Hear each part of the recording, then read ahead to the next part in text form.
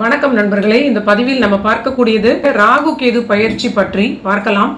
இந்த ராகு கேதுவுடைய மாற்றங்கள் எந்த வீட்டிலிருந்து எந்த வீட்டிற்கு மாற இருக்கிறார்கள் அப்படின்னு பார்க்கும் பொழுது, கும்பத்தில் இருக்கக்கூடிய ராகு கிரகமும் சிம்மத்தில் இருக்கக்கூடிய கேது கிரகமுமாக கடந்த 1.5 ஆண்டுகள் இருந்த நிலையில் இப்பொழுது கும்பத்திலிருந்து ரிவர்ஸ் ஆர்டரில் மாறக்கூடிய நிலையாக இருக்கும். மகர ராசிக்கு கும்பத்திலிருந்து பேக்வேர்ட்ஸாக மாறக்கூடிய ராகுவாகவும், இங்கே கேது பார்த்தீங்கன்னா சிம்மத்தில் இருந்து பின்னால் இருக்கக்கூடிய வீடாக ஆன்டி கிளாக்வைஸ் டைரக்ஷனில் கடகத்திற்கு மாறக்கூடிய கேதுவாகவும் இருக்க போகிறார்கள். மேலும் இந்த ராகு கேது பற்றி ஒரு சின்ன விளக்கம் இந்த பதிவை புதிதாக பார்க்குறவங்களுக்கு புரிய வேண்டும் அப்படிங்கிற ஒரு மோட்டிவோட, ராகு கேது இந்த இரண்டும் ஒரு வெட்டுப்புள்ளி. இது கிரகங்கள் கிடையாது, இது நிழல் கிரகங்கள் அப்படின்னு சொல்லலாம். ஆனால் பூமியில் இந்த கிரக வரிசையில் அதிகமான தாக்கத்தை கொடுக்கக்கூடிய வகையில், கர்மாவை அதிகமான ஒரு தொடர்புடைய வகையில் மனித வாழ்விற்கு ஒரு அதிக கான்ட்ரிபியூஷனை கொடுக்கக்கூடிய 2 கிரகங்களாக, நிழல் கிரகங்களாக சொல்கிறார்கள். அட் த சேம் டைம் இதை ஜோதிட ரீதியில் பார்க்கும் பொழுது சர்ப்ப கிரகங்களாகவும் குறிக்கிறார்கள். ராகுவை சர்ப்பத்தினுடைய தலையாகவும், தலைக்கு கீழே உடல் இல்லாத வெறும் தலையாக கற்பனை பண்ணிக்கொண்டு ஒரு உதாரணமாக ஒப்பீடு வைத்திருக்கிறார்கள் ஜோதிடத்தை பொறுத்தவரை. கேதுவை தலை மட்டும் இல்லாமல் இருக்கக்கூடிய ஒரு மனித உடலாக வைத்திருக்கிறார்கள். ஸோ இதுக்கு மேலே நம்ம நேரடியாக பதிவிற்கு போகலாம். இந்த அமைப்பில் இருக்கக்கூடிய இந்த ராகு கேதுக்கள் ஒரு பேனா அப்படின்னு எடுத்துட்டிங்கன்னா, ஒரு கார்னர் ராகு அப்படின்னா ஒரு கார்னர் கேது. எப்பொழுதுமே இது 180 டிகிரிஸில் கரெக்டாக இந்த ஆங்கிள் மாறும் பொழுது ஒரே நாளில் ஒரே டிகிரியில் 2 கிரகங்களும் மாறிக்கொண்டே வரும். பெயர்ச்சியும் கூட ஒரே நாளில் 2 கிரகங்களும் பயிற்சி அடையும். எப்பொழுதுமே மற்ற கிரகங்கள் எல்லாமே அந்த ஜோடியாக்காக வரக்கூடிய 12 கட்டங்களை 1, 2 அப்படின்னு கிளாக்வைஸாக கடிகார சுழற்சியில் கிராஸ் பண்ணும் பொழுது, இந்த கிரகங்கள் எப்பொழுதுமே வக்கர கிரகங்கள், நிழல் கிரகங்கள், சர்ப்ப கிரகங்கள். இது ஆன்டி கிளாக்வைஸ் டைரக்ஷனாலே கடிகார சுற்றிற்கு எதிர்மறையாக இவங்க ரிவர்ஸாகவே வருவார்கள். ஸோ இது பொதுவான ராகுகேது விதிகள். இந்த பதிவில் நம்ம முதல் ராசியாகிய மேஷத்திற்கு பார்க்கலாம். மேஷ ராசிக்கு நேரடியாக இவங்களுடைய லக்னத்தை நீங்கள் விட்டுருங்க. நீங்கள் மேஷத்தில் சந்திரன் இருப்பவர்கள் மட்டும் இதை பொருத்தி பார்த்து கொள்ளலாம். மேஷ ராசிக்கு கடந்த 1.5 ஆண்டுகளாக கும்பத்தில் இருந்த ராகு லாபஸ்தான ராகுவாக இருந்தாலும், அந்த கும்ப ராசியே பேசிக்காக பாதக வீடு. இது காலச்சக்கரத்தின் அடிப்படையில் முதல் வீட்டு பாதக வீடாக வரக்கூடிய சனி வீடு அந்த கும்பராசி. மேஷம் 1ஆம் வீடாகவே டிஃபால்ட்டாக இருப்பதனால் இவங்களுக்குமே அந்த 11ஆம் வீடு பாதக வீடாக இருக்கக்கூடிய அந்த கும்பராசி. இது உலகில் உள்ள எல்லோருக்குமே பாதகஸ்தானம் கும்பராசி. காலச்சக்கரத்தின் அடிப்படையில் இது மேஷத்தில் பிறந்த பாவத்திற்காக மேஷ ராசிக்கும் இது பாதகஸ்தானம். ஸோ இந்த பாதகஸ்தானத்தில் அமர்ந்த ராகு கிரகம் லாபஸ்தானாதிபதியாக இருந்தாலும் நிறைய பேருக்கு கொடுத்திருக்கலாம். ஒரு சில லாபத்தை கொடுத்து பிறகு பிடுங்கிக் கொள்ளக்கூடிய நிலையாக இது இருக்கலாம். ஒரு லாபஸ்தானத்தில் உள்ள இந்த மாதிரியான ஒரு ஃபேக் பிளானட் அப்படின்னு சொல்லலாம். ராகு ஒரு நேர்மைக்கு புறம்பான ஒரு கிரகம், ஒரு பேராசையை தூண்டக்கூடிய ஒரு கிரகம். இவர் பாதகம் என்று சொல்லக்கூடிய லாபத்தில் கனெக்ட் ஆகும் பொழுது அளவான வருமானம், பெரிய லாபம் வரவில்லை அப்படின்னு சிலர் வருந்தினாங்க அப்படின்னா, உங்களை கடவுள் ப்ரொடெக்ட் பண்ணி கொண்டு இருக்கிறார் அப்படின்னு நீங்கள் புரிஞ்சுக்கணும். ஏனென்றால் அந்த அளவுக்கு மீறிய பேராசையாக ரொம்ப மேசிவான ஒரு பெரிய வருமானத்தை, பெரிய பணத்தை எல்லாம் கையில் இவங்களுக்கு ஹேண்டில் பண்ணக்கூடிய ஒரு சூழ்நிலை வந்தால் கண்டிப்பாக இந்த ராகு இறுதி வரை அதை சஸ்டெயின் பண்ண விடுவதில்லை. ஸோ ஓரளவுக்கு ஸ்டெடியாக இருக்கிற லைஃப் இருக்குது உங்களுக்கு மேஷத்தில் நீங்கள் இது வரைக்கும் அப்படின்னா நீங்கள் சந்தோஷப்பட வேண்டும், கடவுளுக்கு நன்றி சொல்ல வேண்டும். இப்போ இந்த 11ஆம் வீடெல்லாம் முடிந்து அவர் 10ஆம் வீடாகிய மகரத்திற்கு வருகிறார். கண்டிப்பாக மேஷ ராசியை பொறுத்தவரை இது ஒரு பெரிய யோகம் அப்படின்னே சொல்லலாம். ஆனால் இந்த யோகத்திலையுமே நீங்கள் எப்படி செயல்பட்டால் நல்ல யோகமாக இதை பயன்படுத்தி கொள்ளலாம், என்னென்ன விஷயங்களை தவிர்க்க வேண்டும் மேஷராசி அப்படின்னு நான் சொல்ல நினைக்கிறேன். இவர்களை பொறுத்தவரை மேஷத்தினுடைய அதிபதி செவ்வாய் உச்சமாக கொடுக்கப்பட்ட டிஃபால்ட்டான வீடு இந்த மகர வீடு. இந்த மகரத்தில் உச்சம் பெறக்கூடிய ராகு கிரகம் 11இல் இருந்த ராகுவை விட 10ஆம் வீட்டு ராகு, ஒரு கேந்திர வீட்டில் பலமான ஒரு ராகு. அதுவும் இவங்களுடைய ராசிநாதனும் அஷ்டமாதிபதியுமான அந்த செவ்வாய்க்கு உச்சமாக இருக்கக்கூடிய மகரத்தில் அமரக்கூடிய ராகு கண்டிப்பாக தொழில் ரீதியிலான மாற்றங்களை பிரமாதமாக கொடுப்பார். முதலில் செல்லக்கூடிய நட்சத்திர ஆர்டரும் அந்த ரிவர்ஸ் ஆர்டரில் அந்த டாப் மோஸ்ட் பார்டரில் இருக்கக்கூடிய நட்சத்திரமும் பார்த்தீங்கன்னா அற்புதமான செவ்வாயினுடைய நட்சத்திரமாகிய அவிட்ட நட்சத்திரம் அங்கு முதலில் ராகுவுடைய ஒரு சஞ்சாரத்திற்கு வரக்கூடிய நிலையாக இருக்கும். அதன் பிறகு சந்திரனுடைய நட்சத்திரம் திருவோணம் 4 பாதங்களில் ராகு ரிவர்ஸ் ஆர்டரிலே வரும் பொழுது மிடில் போர்ஷன்ல திருவோணம் 4 பாதங்கள் இருக்கும். அதற்கும் கீழே இந்த சஞ்சார பயிற்சி முடிந்து அவர் பயிற்சியை கடந்து வர வர பார்த்தீங்கன்னா மகரத்தினுடைய விளிம்பில் தனுசை நோக்கி இந்த எட்ஜில் வரும் பொழுது அவர் சூரியனுடைய உத்திராட நட்சத்திரத்தை டச் பண்ணுவார். மேஷ ராசியை பொறுத்தவரை ரொம்ப நல்ல ஒரு பிரமாதமான ஆதிபத்திய கனெக்ஷன்ஸை சொல்லக்கூடியது இந்த 3 நட்சத்திரங்களுடைய அதிபதிகளும். ஸோ ஜோதிடம் தெரிந்தவங்களுக்கு எல்லோருக்குமே தெரிந்திருக்கும், ஒரு நட்சத்திர வழியாகத்தான் ஒரு கிரகம் செயல்படும். நேரடியாக ஒரு கிரகம் ஒரு வீட்டில் அமர்ந்தால் அதற்கு ஒரு பலன் இல்லைன்னா ஒரு 3 பலன் அப்படின்னு சொல்லலாம். மற்ற 97 பலன்களும் அந்த கிரகம் செல்லக்கூடிய நட்சத்திரமும் அந்த நட்சத்திரத்திற்குடைய அந்த அதிபதி இந்த ராசி சம்பந்தப்பட்ட மேஷ ராசி அல்லது எந்த ராசியாக நம்ம எடுக்கிறோமோ அந்த ராசிக்கு அந்த நட்சத்திர அதிபதியுடைய ஆதிபத்திய வீடுகள் சுபராக வரக்கூடிய திரிகோணாதிபதி பாக்யாதிபதியாக நட்சத்திரங்கள் எல்லாம் வந்தால் நல்ல யோகத்தை கண்டிப்பாக கொடுப்பார். ஸோ முதலில் இது 10ஆம் வீடு. கண்டிப்பாக 10இல் ஒரு பாம்பு அல்லது 10இல் ஒரு பாவி இருந்தால் ஒரு யோகமான நிலை அப்படின்னு சொல்லுவாங்க. அந்த 10ஆம் வீடுன்னு சொல்லக்கூடியது அந்த கேந்திரம் என்று சொல்லக்கூடிய ஒரு ஸ்கொயர் போல 1 4 7 10ல அதிகமான பலம் உள்ள ஒரு கேந்திர வீடு. இந்த கேந்திரத்தில் சனியுடைய வீடாக வரக்கூடிய மகரத்தில் சனியுடைய நட்பு பாராட்டக்கூடிய தோழமையான ராகு அமர்வது மேஷ ராசியை பொறுத்தவரை மேஷத்திற்கு உடைய செவ்வாய்க்கு உச்சமான வீடாக கொடுக்கப்பட்ட இந்த வீட்டில் ராகு அமரும் பொழுது கண்டிப்பாக தொழில் வேற லெவல் வளர்ச்சி மாற்றங்கள் இதெல்லாம் அடையும். அதே சமயம் நீங்கள் பெரிய முதலீடுகள் செய்து தொழிலை செய்யக்கூடிய ராசி நண்பர்களுக்கு அஷ்டமஸ்தானத்திற்குடைய அந்த செவ்வாயும் இங்கே தான் உச்சம் பெறுகிறார். அப்படிங்கிறதுனால அந்த அஷ்டமஸ்தானமாகிய விருச்சிகத்திற்கு இந்த 10ஆம் வீட்டிற்கு பாதகமாக அந்த அஷ்டமஸ்தானம் இருப்பதனால் தொழிலில் பெரிய முதலீடுகள் அளவான முதலீடுகள் அப்படிங்கிற 2 கேட்டகரியை பொறுத்தவரை ஒரு மிடில் செக்மெண்ட்டில் நீங்கள் இந்த முயற்சிகளை செய்வது எப்போவுமே ஒரு சேஃபான ஒரு தொழில் விஷயங்களாக இருக்கும்.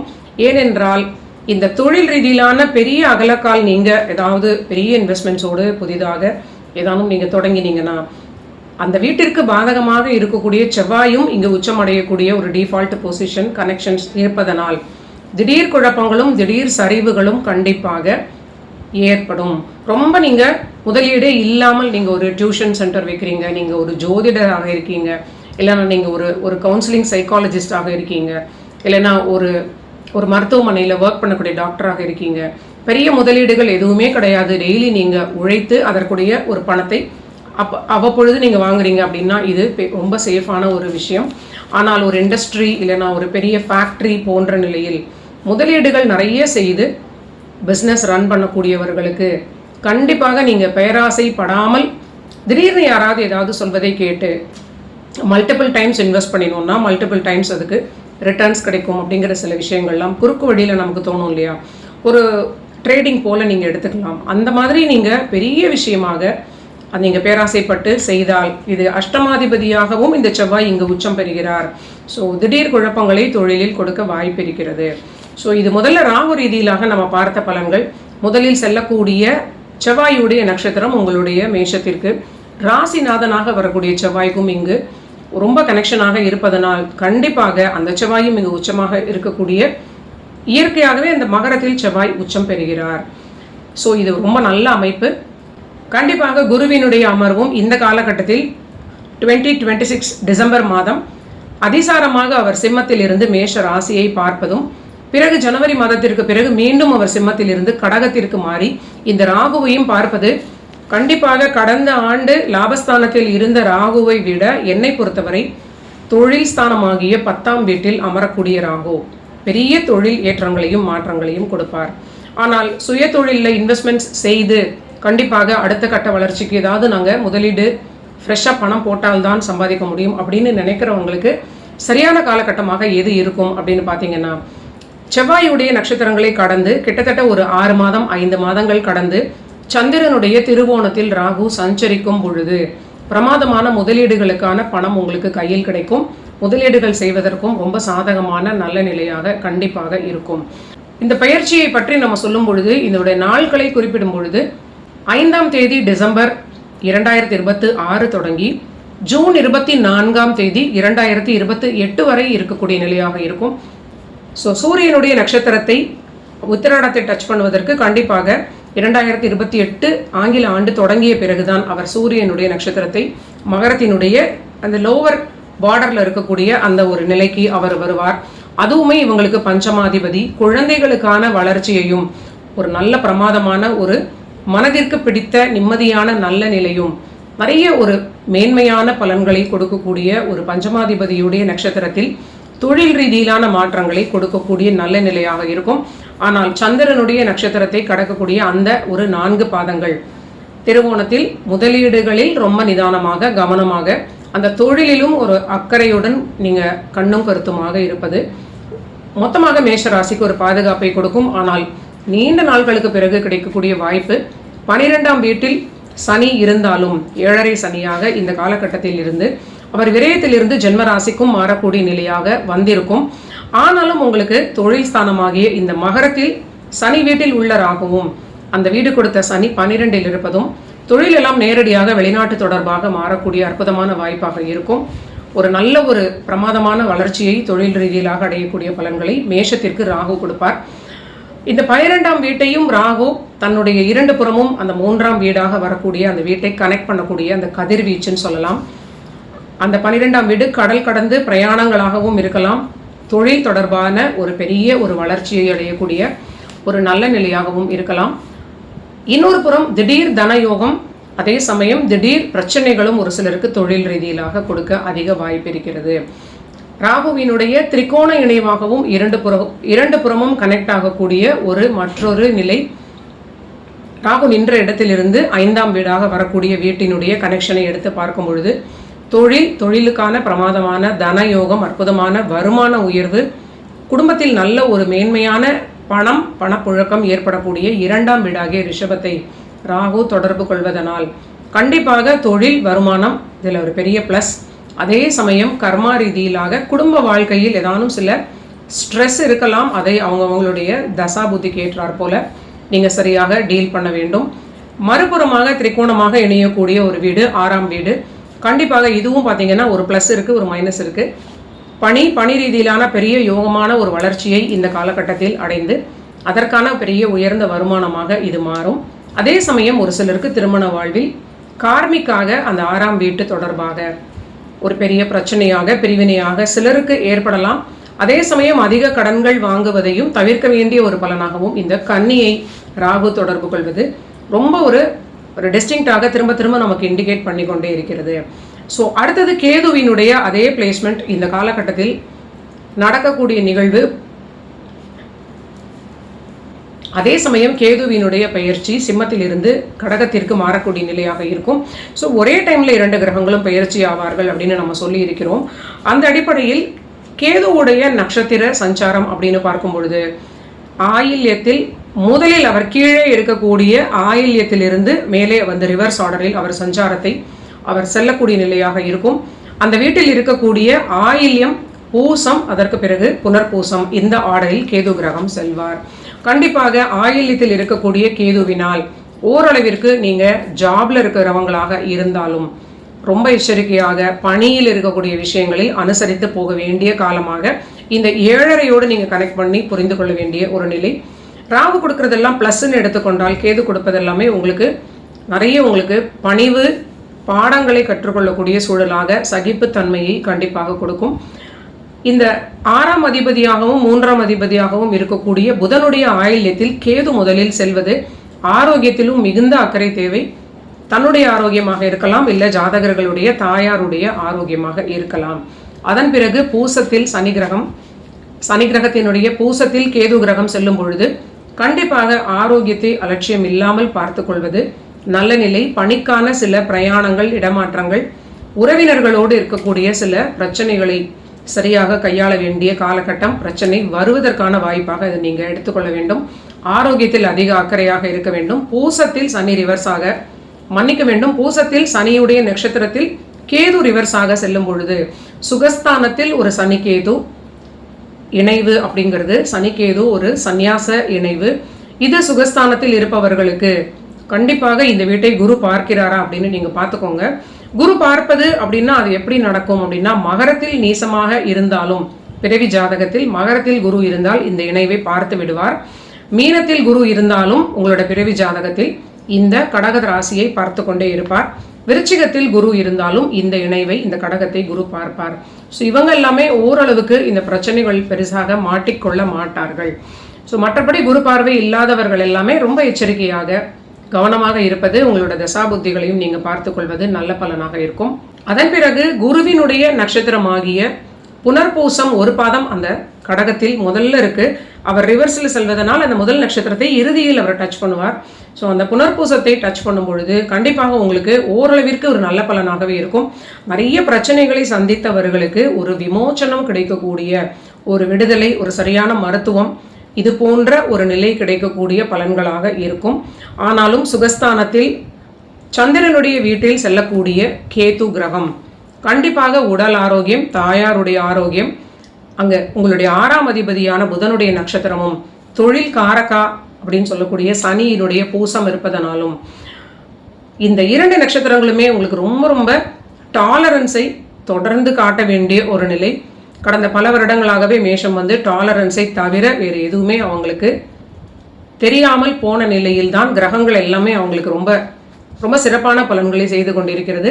மேலும் இவங்களுக்கு இது பழகி போன நிலையாக சிறப்பாக ஹேண்டில் பண்றாங்களா, இல்லை நான் இன்னமும் டாலரேட் பண்ணி கொள்ள முடியாமல் தன்னுடைய ஹெல்த்தை இன்னும் அவங்க டேமேஜ் பண்ணிக்கிறாங்களா அப்படிங்கிறது நம்ம பொறுத்து இருந்து பார்க்க வேண்டும். அவங்களுடைய தனிப்பட்ட கற்றுக்கொள்ளக்கூடிய ஆர்வத்திற்கு ஏற்றாற் போல இந்த கிரகங்கள் அவங்களுடைய வாழ்வில் ஒரு பெரிய தாக்கத்தை கொடுக்கலாம். ஸோ கண்டிப்பாக சுகஸ்தான கேதுவிற்கு நீங்க நிறைய விஷயங்களை சரியாக புரிந்து கொண்டு, குரு பார்வை இல்லாமல் இருக்கிறவங்க ரொம்ப எச்சரிக்கையாக இருப்பது மேலும் பாதுகாப்பு. விருச்சிகத்தில் இருக்கக்கூடிய குரு இருந்தால் உங்களுக்கு இந்த கடகராசியில் உள்ள கேது பெரிய தாக்கத்தை, கஷ்டத்தை கொடுக்க மாட்டார். மகரத்தில் கேது இருக்கக்கூடிய நிலையில் பிறந்தவர்களுக்கு இந்த கேது, கடகத்தில் உள்ள கேது குருவினுடைய பார்வையில் இருப்பார், அவரும் பெரிய தொல்லையை கொடுக்க மாட்டார். மீன ராசியில் உங்களுடைய பிறவி குரு இருக்கக்கூடியவர்களுக்கும் இந்த கடக வீட்டை குரு பார்த்து கொண்டே இருப்பார்.